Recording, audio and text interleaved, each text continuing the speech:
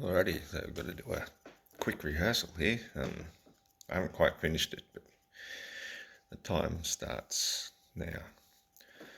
Well, greetings to all, esteemed opponents, fellow interlocutor, gracious host Ryan, and the modern day non-partisan debate channel, and long-suffering listeners from all creeds and cults, whatever your personal philosophy may be. To paraphrase the famous author Sir Arthur Conan Doyle through his great detective character Sherlock Holmes, investigation is a process of elimination. When all that is impossible has been dismissed, that which remains, however improbable, must be the truth. Therefore, when someone makes a positive claim, the burden of proof rests with he who makes the claim. It's not the responsibility of the skeptic to prove them wrong. However, the scientific process of investigation demands that we question everything. Confirmation bias must be set aside, and whichever conclusion is most preferred by the seeker of truth and knowledge must be scrutinized most vehemently. Failure to do so creates an extremely fuzzy line between that which is scientific fact and that which is cult or religious belief. Without further ado, let's jump immediately into the origins of the spinning spaceball belief. In fact, almost 2,000 years prior to Copernicus and fellow religious brethren put it spinning on its axis, annually orbiting the sun like a wandering star. And consider the ancient Greek philosophers who proposed the geocentric stationary spherical Earth, inspired by the likes of Pythagoras, the mathematical philosopher who proposed that the sphere was the perfect shape, since every point of the surface is equidistant from the centre.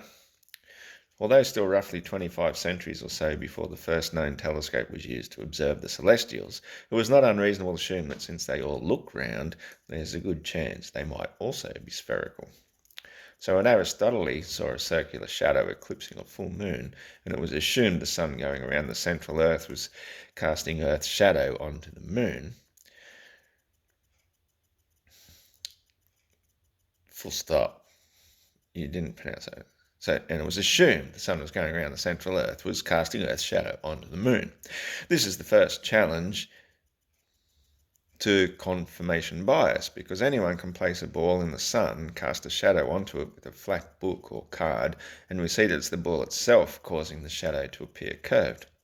Evidence which proves the moon is spherical, at least the only side of it we see, is not evidence that the Earth is spherical, nor is it proof that the sun is actually beneath the ground, casting a shadow from Earth onto the moon.